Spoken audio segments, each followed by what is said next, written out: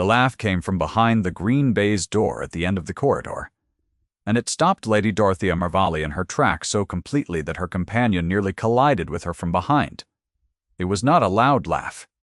It was not the performing kind that a young woman in society might deploy to signal her delight to those nearby. It was private, sudden, and genuine. The laugh of someone caught off guard by something truly amusing, a short, bright sound with a catch at the end of it, a half-breath of surprise. It belonged to the stone walls of this corridor the way morning light belongs to a room, not decorating it, simply present in it. Lady Dorothea did not move for the count of 3 full breaths. She had not heard that laugh in 17 years. She had believed, in the way one believes in the permanence of an absence when grief has had long enough to harden, that she would never hear it again. Eleanor had been dead 17 years, gone of a sudden fever in the country at 22. And in those 17 years, Lady Dorothea had preserved the specific pitch of her daughter's voice the way one preserves a pressed flower, carefully, in darkness, expecting it to fade. It had not faded. She would have known it in a burning building. "My lady," her companion's voice tentative behind her. "Leave me," Lady Dorothea said, in a tone that admitted no argument. Then she stood alone in the corridor of her nephew's house, and listened to the silence where the laugh had been. The year was 1814, and Lady Dorothea had arrived at Ashford Park 3 days prior for the purposes of the autumn visit she undertook each year, a visit she had lately been using to position Miss Honoria Fenn, the daughter of a family connection, in Richard Cavendish's household, and she hoped in his consideration. Richard was 34, a widower of 3 years, and the earldom wanted an heir.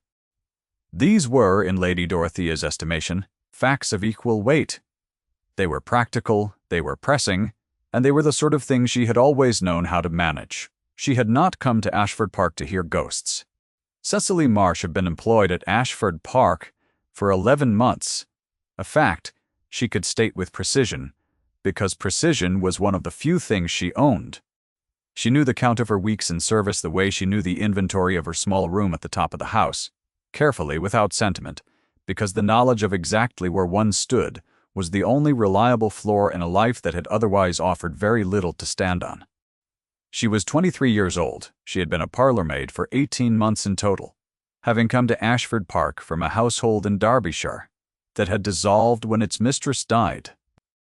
Before that she had been a scullery maid, and before that she had been the daughter of a woman named Clara Marsh, who had sewn gloves for a living in a town in Hampshire, and who had given Cecily 3 things before she died of lung fever, when Cecily was 14. A practical knowledge of reading and arithmetic, a small silver locket on a thin chain, and a habit of laughter that Clara had always said came from somewhere better than their circumstances. Cecily had not laughed in the corridor with the intention of being heard. She had been carrying a basket of folded linens to the upper floor and had passed the open window above the kitchen garden at the precise moment that the Earl's elderly spaniel, who had escaped the gardener again, walked directly into the box hedge in a state of apparent surprise. It was the sort of collision between animal dignity and the indifference of shrubbery that Cecily had no defense against. The laugh had escaped before she could contain it. She had contained herself quickly and continued upstairs. She did not know that anyone had been in the corridor below. She did not know that the sound had stopped a woman in her tracks. She knew only the ordinary fact of her day. There were linens to deliver, fires to be laid, the breakfast parlor to be set before the household came down, and Miss Fenn's gown to be pressed before noon because Miss Fenn had mentioned it twice and would mention it a 3rd time if given the opportunity. Lord Ashford had not spoken to Cecily since her arrival at the park, beyond the initial practical inventory. A new master conducts of a new servant, her name, her former position, her references, the hours she was to keep. He had registered her, and then he had ceased to register her, in the way that the well-ordered great house works, the household machinery invisible to those it serves, its parts known only to each other. She preferred it that way. Invisibility had its uses. She had learned that young. If you have ever found yourself moved by a woman the world decided not to see, you may wish to settle in. This story has some distance still to travel. The kitchen boy's name was Thomas, and he was 11 years old, and the missing silver sugar tongs had been found, After a search of 40 minutes that had grown increasingly pointed in its implications, inside the pocket of the under-butler's second waistcoat, where he had placed them absent-mindedly and then forgotten them entirely. This discovery was made 2 hours after the under-butler, in a fit of procedural confidence, had accused Thomas to the steward. By the time the tongs were found, Thomas was standing in the back passage outside the steward's room, with his hands clasped behind him and his eyes fixed on the floor, and his jaw was set in the rigid, specific way of a child who has decided that weeping is not something he will permit himself. Cicely was passing with an armful of silver to be cleaned. She stopped. She looked at the closed door. She looked at Thomas. "He has accused you," she said. It was not a question. Thomas gave a single short nod.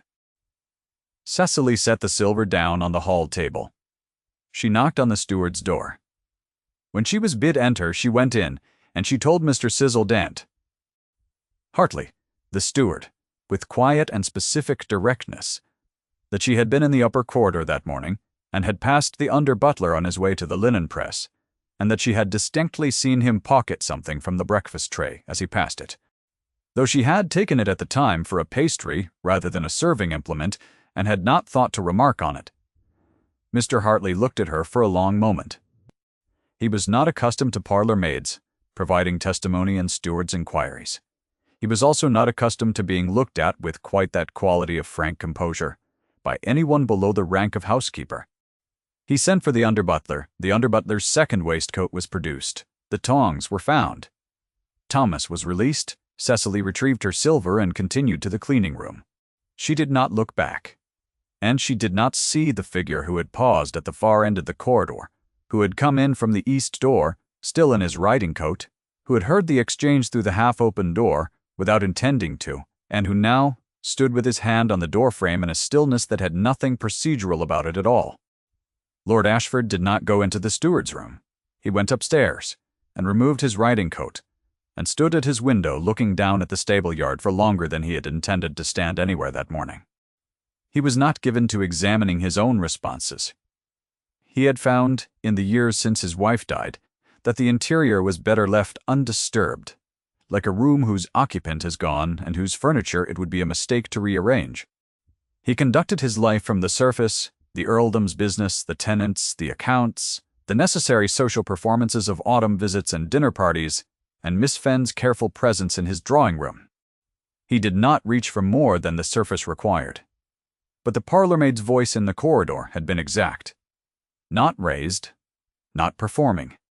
Simply certain, in the way that only quiet authority is certain, the kind that has no interest in impressing anyone, because it is not doing this for approval.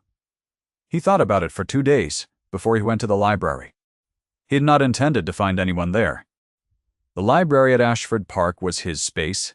At dawn, the 1 hour of the day he claimed for himself before the household required him, and in the 11 months Cicely Marsh had been employed at the park, he had never crossed paths with her in it. He opened the door at 6:30 in the morning, and found her sitting in the window seat in her black dress, with her white apron folded on the cushion beside her, reading. She was not supposed to be there. He knew it, and she knew it, when she looked up, and the specific quality of her composure in that moment, the absence of guilt, which is a very different thing from the absence of alarm, told him something he did not have immediate language for. The book was the Keats volume, the one from the third shelf. He knew which volume it was without being able to see the cover, because he knew where Anne had kept it, and he had not moved it in 3 years. Cicely said, "My lord," and began to rise. "Sit," he said. She sat. She watched him with gray eyes that gave him nothing, and took everything in, and she waited. He crossed to the second shelf, and retrieved the book he had ostensibly come for, which was an account book he had left there. 2 days prior, he was aware that this fiction was not persuasive. He was aware that she knew it too, and was courteous enough not to indicate that she knew he left.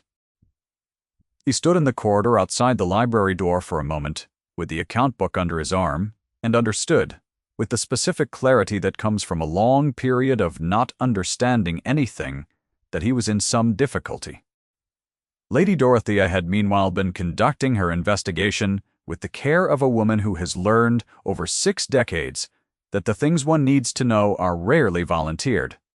She had established the girl's name through the natural channels of household conversation. She had noted the quality of Cecily's posture, which was not a servant's posture, and the quality of Cecily's speech, which was not a servant's register, and the way the girl moved through a room as though she had once belonged to rooms of this kind and had not quite forgotten the trick of it. She had watched her at table service during 2 dinners, and at the 3rd dinner, which was a larger affair with neighbors present, she had looked at the angle of the girl's jaw in the candlelight and felt something that was not quite memory and not quite certainty tighten in her chest like a fist. Eleanor had been dark-haired, dark-eyed. Nothing like this. Gray-eyed girl. The jaw was the same, and the laugh, and the quality of stillness that was not servility. Lady Dorothea wrote a letter that evening. She addressed it to Mr. Preye, Aldous Brent, her family's solicitor in London. She asked him to look into a matter she had thought closed 17 years ago, and she told him what to look for. Then she went down to dinner and sat opposite Miss Honoria Fenn, who was wearing a gown the color of ivory silk, and who was performing her brightest social person for the benefit of the Earl, and Lady Dorothea looked at that performance and felt for the first time since she had arrived at Ashford Park, uncertain of what she was managing toward. It was at this dinner that Miss Fenn said what she said. Cecily was clearing the 2nd course, working at the sideboard, when she heard Miss Fenn's voice, directed at the woman beside her, low and carrying the specific quality of a confidence that expects to be appreciated rather than overheard. One understands, she reads, which is peculiar enough in a servant girl. I suppose it passes the time. The woman beside Miss Fenn gave a short approving laugh. Lady Dorothea, at the head of the table, did not look up from her plate. Cecily cleared the dishes. Her face did not change. Her hands were steady. She had been hearing versions of this sentence since she was 16 years old, and she had learned to let it move through her, the way weather moves through a room when the window is briefly opened, real, and then gone, and the room unchanged. She did not see Lord Ashford at the far end of the table set his glass down. The weeks that followed were what Cecily might have described, if she had been the sort of woman who describes such things, as a peculiar kind of pressure. It was not unpleasant. It was simply strange, the sense that the atmosphere of the house had shifted in some specific way she could not name, that she was being attended to by more than the usual number of glances, not in the manner she was accustomed to being attended to by glances, which was the manner of oversight. Lord Ashford began to cross her path, with a frequency that had no natural explanation. He appeared in the morning room when she was laying the fire. He came to the library twice more in the early hours, and both times he retrieved the account book that she had come to understand he was not actually consulting, and both times he said 1 or 2 sentences to her before he left, and the sentences were always practical. About the fire, about the weather, about whether Mrs. Tapper Pike had ordered enough coal for the East Wing, and they were also never entirely about coal. She did not permit herself to read meaning into this. She had sufficient practice at not reading meaning into things that could not afford to have meaning read into them. He was the Earl. She was a parlor maid. These were the only facts that were load-bearing, and yet his hand had not touched hers. He had not asked anything of her that a gentleman does not ask of a servant. He had simply looked at her, in the early mornings in the library, with an expression that she could not exactly name, a careful attention, the attention of a man who has trained himself not to want things, and is discovering that the training has a limit. She told herself with the specific firmness of a woman who has learned to be her own governess, that this was not her business. She pressed Miss Fenn's gowns. She cleared the dinner table. Well, tea? She laughed, carefully, when alone, in corridors where she was sure of not being heard. It was Lady Dorothea who changed everything, and she did it in the small sitting-room on a rainy Wednesday afternoon in the 2nd week of October. She sent for Cecily at 3:30. Cecily came upstairs expecting to be given an instruction or a correction, which was the ordinary reason a parlor maid was summoned to a guest sitting-room. She found the Dowager sitting by the window with her hands folded in her lap and a quality of stillness that was different from her usual stillness. Not the composed surface of a woman managing a room, but the stillness of a woman who is holding something very carefully. "Sit down, child," Lady Dorothea said. Cecily sat. "Tell me about your mother," Lady Dorothea said. The room was quiet, except for the rain. Cecily looked at this formidable old woman and found to her own bewilderment that she could not locate her usual caution. There was something in the Dowager's face that was not the face she wore at dinner. Something stripped back. Something that looked, underneath the decades and the diamonds, like a very old grief. She told her what there was to tell. Clara Marsh, seamstress, Hampshire. A small house near the docks. Books borrowed from the lending library and read in the evenings. A locket given by someone Clara never named, worn under the collar, so that no one would ask about it. A death, when Cecily was 14. At the mention of the locket, Lady Dorothea went very still. "May I see it?" she said. It was not quite a question. Cecily reached under her collar and drew out the locket on its thin chain. It was small and silver oval, with a pattern of ivy leaves around the edge. She held it out. Lady Dorothea's hands were not steady when she took it. She opened it. Inside, on one side, was the miniature of a young man in uniform that Cecily had looked at so many times she had stopped seeing it as a person and had begun to see it as simply part of the object. On the other side was a lock of pale hair, fine as thread. The Dowager sat with the locket open in her hands for a very long time. "This was my daughter's," she said finally. Her voice was different, scraped clean of its usual polish. Her name was Eleanor. She died when she was 22. I was told she died of a fever. She paused. I have spent 17 years believing that. Cecily looked at her. "I do not know what I am saying to you," the Dowager said, and the sentence was clearly the most honest one she had spoken in a very long time. "I have written to my solicitor. I am waiting for him to tell me what he has found. I know your laugh. I have known it since the moment I arrived in this house." She looked up, and her eyes were dry, because Lady Dorothea Mervale had not permitted herself to weep in public since the death of her husband, and she appeared to have extended this prohibition to private sitting rooms with parlor maids. "Whatever Mr. Brent finds, child, I want you to understand that I did not know you existed. I want you to understand that if I had known, you would not have spent a single day of your life in service in anyone's house." Cecily sat for a long time after she left the sitting room, at the top of the servants' stairs, with her hands in her lap, and tried to organize what had just happened into any shape that resembled sense. The shape it kept insisting on was one she did not yet trust enough to name. Mr. Brent's reply arrived 12 days later, and in those 12 days several things occurred at Ashford Park that pulled in different directions simultaneously. Miss Fenn, perhaps sensing a shift in the atmosphere that she could not account for, increased her efforts in the drawing-room in a manner that the county noticed, and that Lord Ashford acknowledged, with the scrupulous courtesy he gave to things he did not intend to encourage. Lady Dorothea watched these efforts and said nothing. She had been saying very little since the afternoon in the sitting-room, which was itself unusual enough that her companion mentioned it to the housekeeper, who mentioned it to Mrs. Wire. Pike, who mentioned nothing to anyone because Mrs. Pike was the sort of woman who understood when silence was the only currency worth spending. Cecily continued her duties. She was aware, in the heightened way of someone whose world has been quietly destabilized, of everything: Lord Ashford's movements through the house, the Dowager's eyes at dinner, the quality of the air in rooms she entered and left. She pressed gowns. She carried linens. She set fires.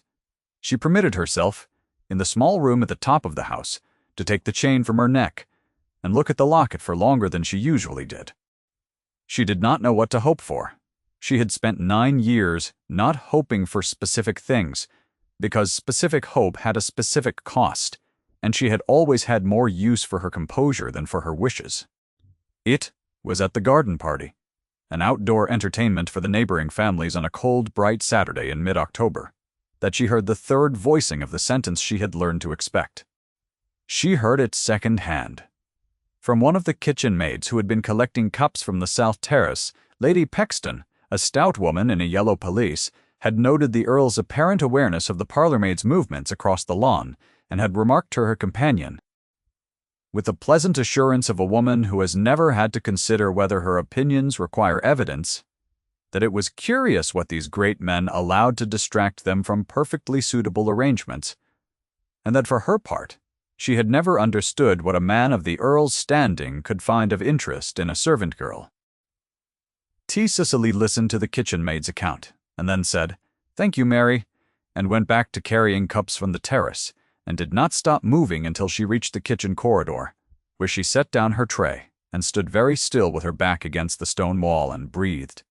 She was not surprised. She was simply tired of it, in a way that she had not permitted herself to notice until now, and noticing it was like pressing a bruise, real, specific, and productive of very little comfort. She set down the tray carefully because she had learned early that the careful handling of things one does not own is one of the few dignities available to those who own nothing. The kitchen corridor smelled of cold stone and wood smoke. Outside, the garden party continued its pleasant noise. She waited until her hands were steady, and then she picked up the tray and went back to work. What she did not know was that Mr. Brent's letter had arrived that morning. What she did not know was that Lady Dorothea had read it alone in the small sitting room, sitting in the same chair she had sat in when she showed Cecily the locket, and had held the sealed document that accompanied the letter, and had understood, with the cold, specific clarity of a woman who has managed things for 67 years, and is suddenly confronted with the full weight of one, she failed to manage exactly what she had not known, and exactly what she had failed, unknowing, to prevent. Eleanor had not died of a fever. Eleanor had died of childbed fever. She had been sent to the country not for her health, but for her confinement, attended by one trusted woman, and the child had been given to that woman to be placed with a family of modest means in Hampshire. The attending woman was also dead. The family of modest means was Clara Marsh, who had been Eleanor's seamstress and who had loved her, and who had kept the secret and the locket until she was unable to keep anything any longer. The father's name was in the document, too. He had been a young soldier, handsome and without prospects. Dead at Corunna in 1809. Eleanor had known when they parted that there would be no happy resolution. She had made the only arrangements she could see available to her, and then she had died making them.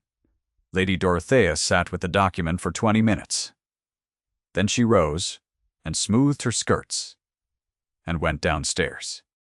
It was Richard she found first.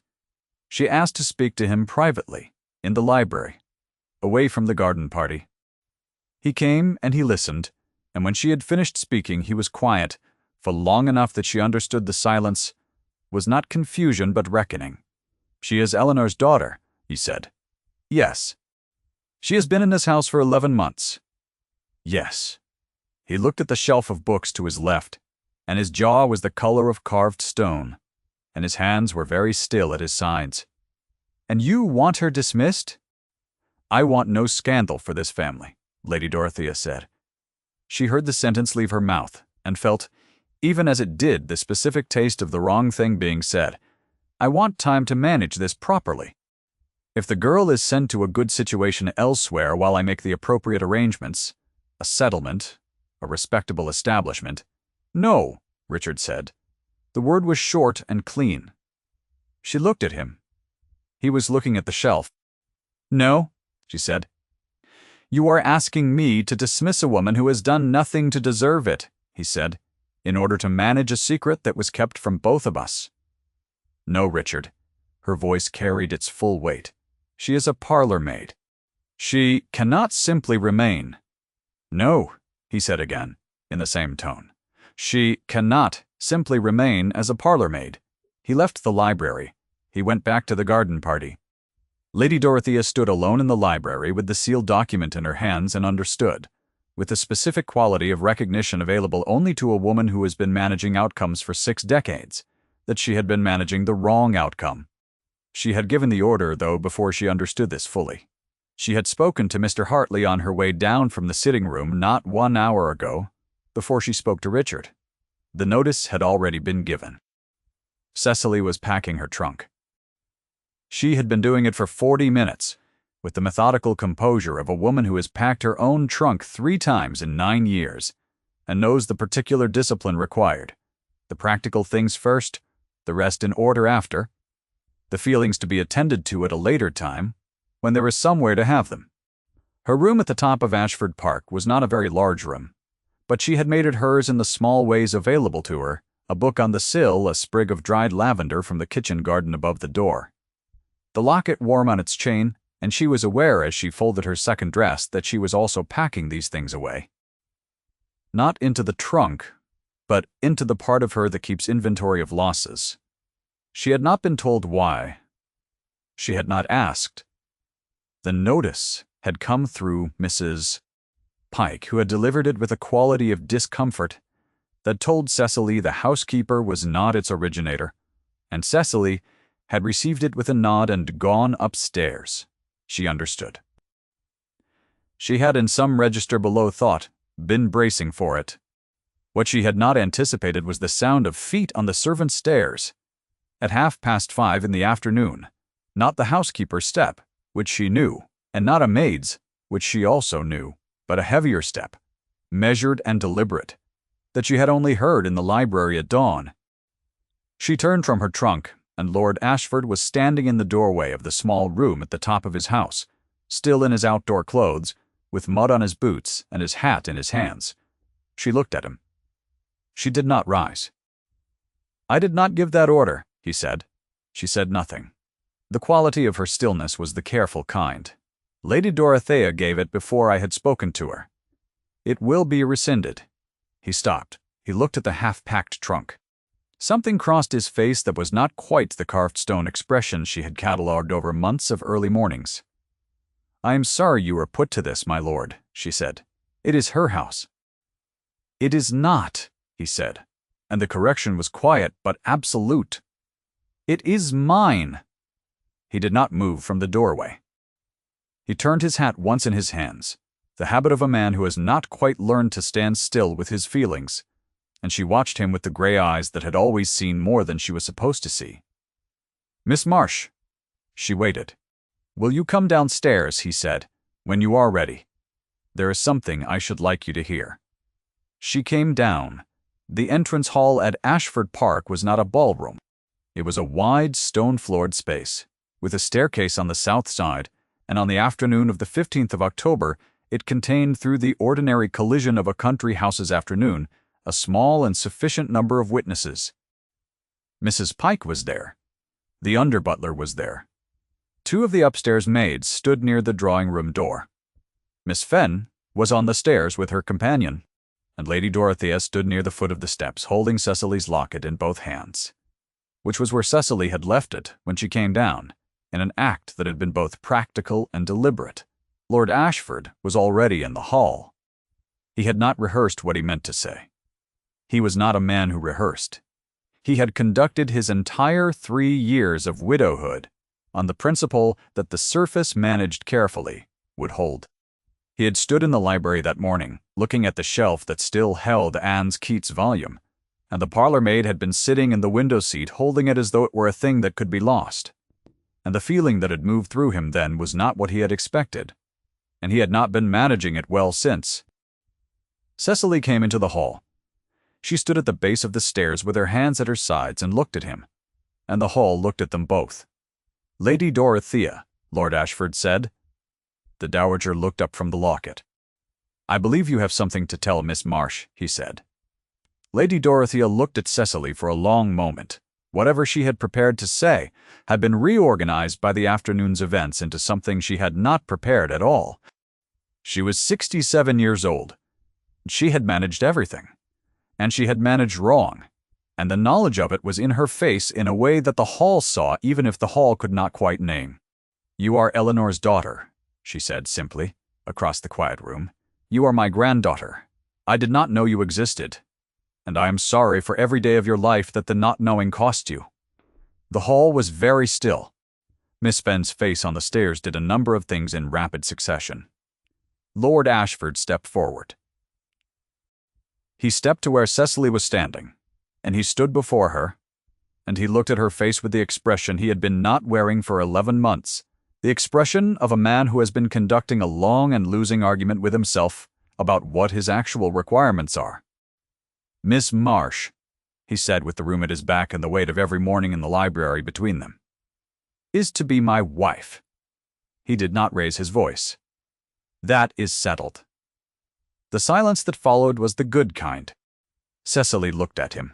She said nothing for the length of a breath, and then she said, "My lord, you have not asked me." Something moved in his face that was, unmistakably, the ancestor of a smile.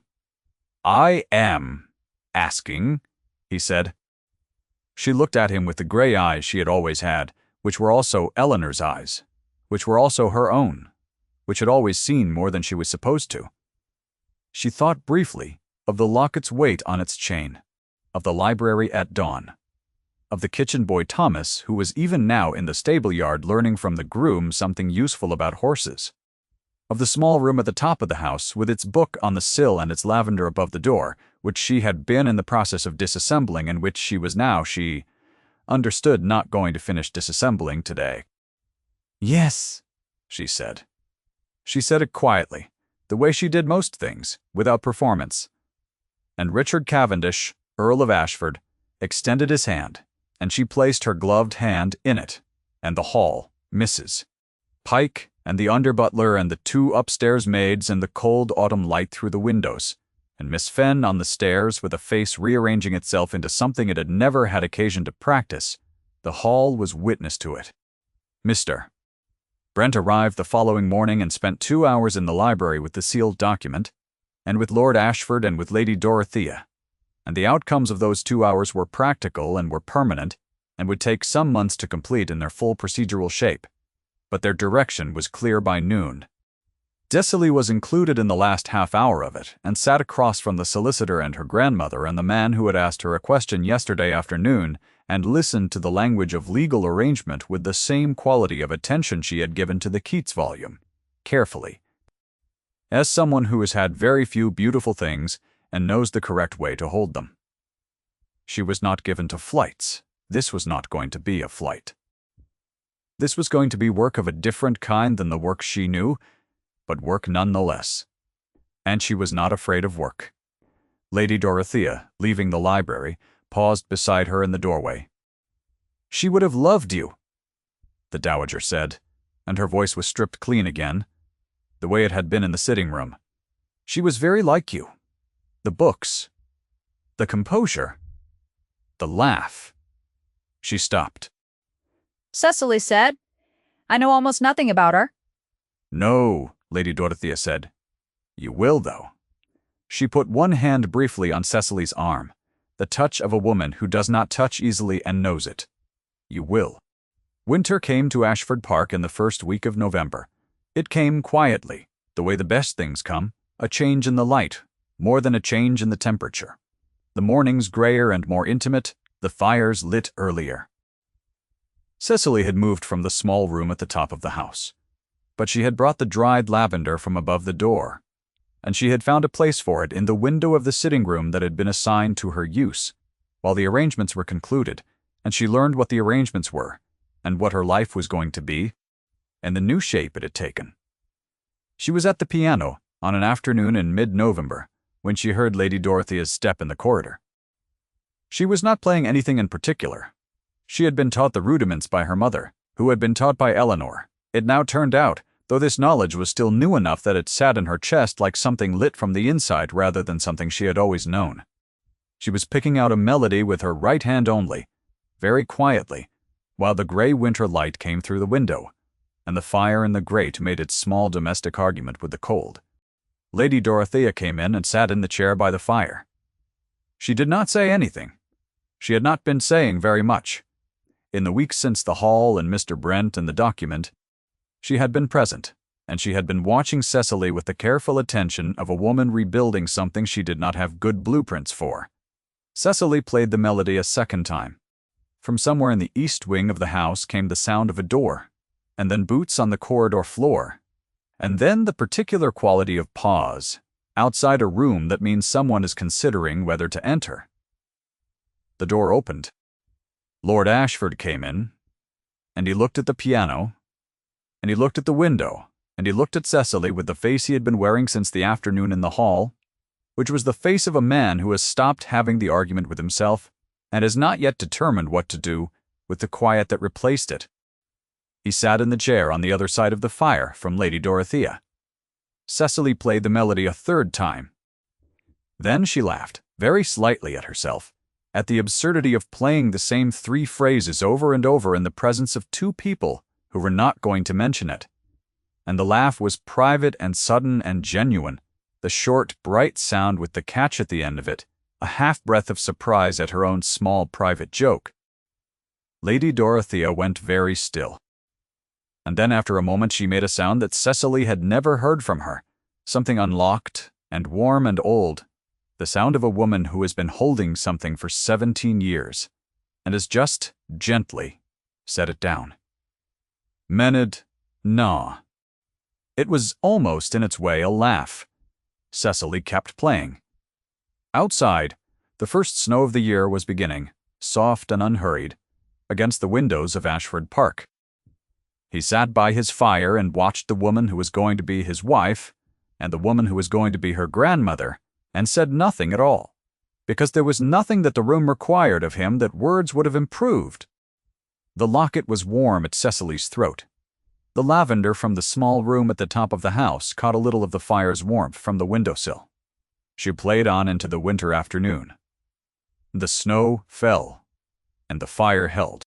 Thank you for staying with Cecily until the very end. If this story moved you, leave a comment with the moment that stayed with you longest, and if you are new to this channel, you are warmly welcome.